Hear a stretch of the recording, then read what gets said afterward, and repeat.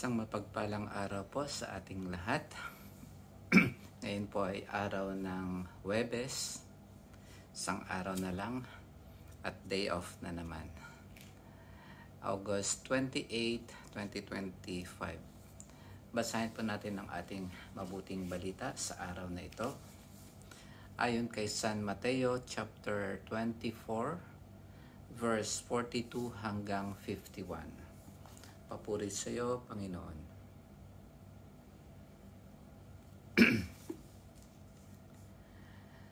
Kaya magbantay kayo, sapagkat hindi ninyo alam kung anong araw paririto ang inyong Panginoon.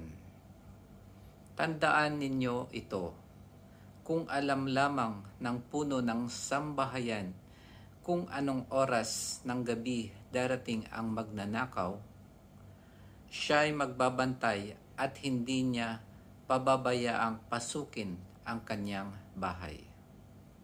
Kaya maging handa kayong lagi, sapagkat darating ang anak ng tao sa oras na di ninyo inaasahan.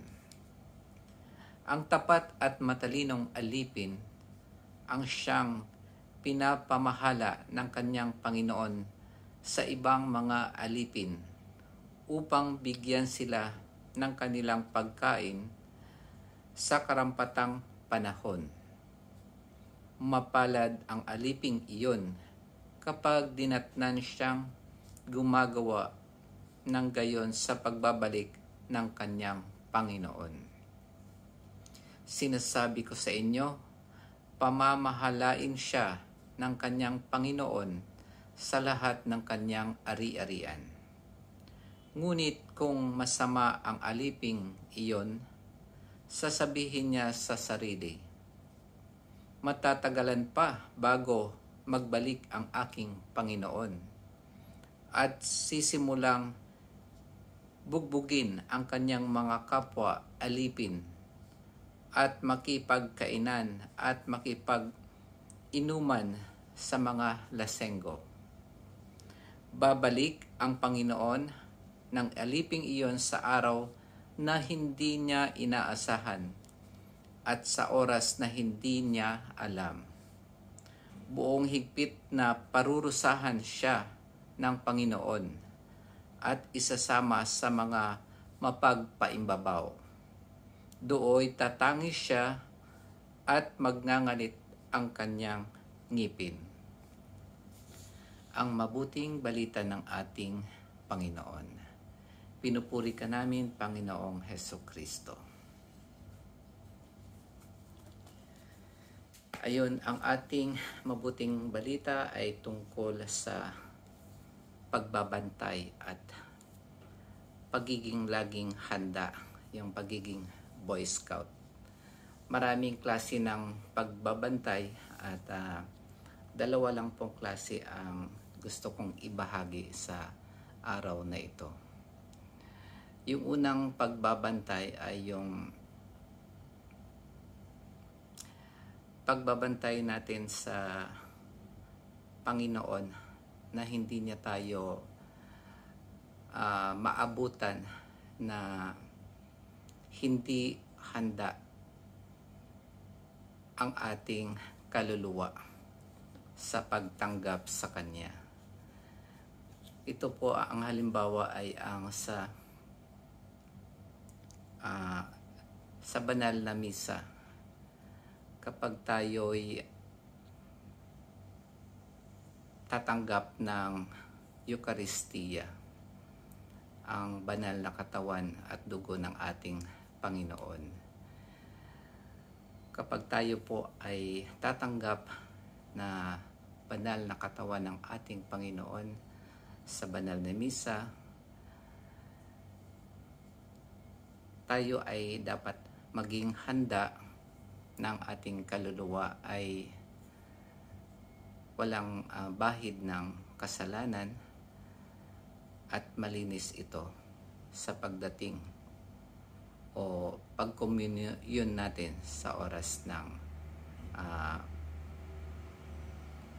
pagtanggap ng Holy Communion. Yun pong unang pagbabantay. Ang pangalawa namang pagbabantay ay yung sa huling araw ng ating buhay o kaya yung muling pagbalik ng ating Panginoon.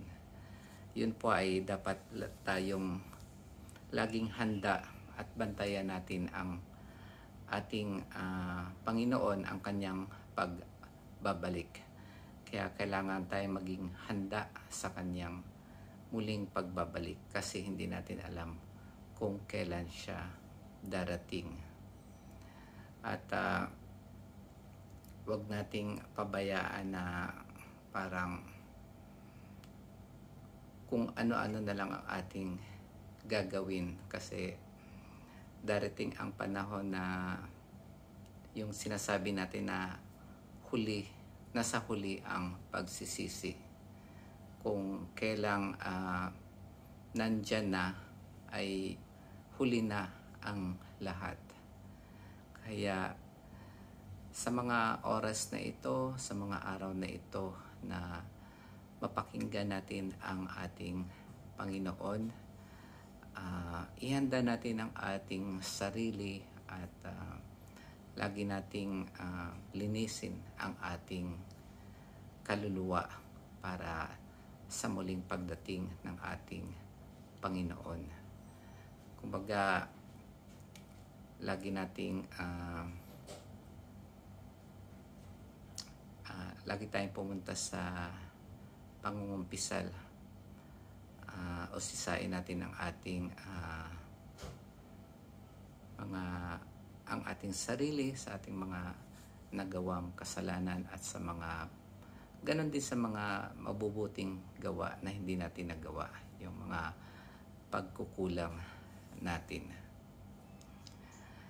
Yun lamang po mga kapatid at nawa pagpalain po tayo ng ating Panginoon.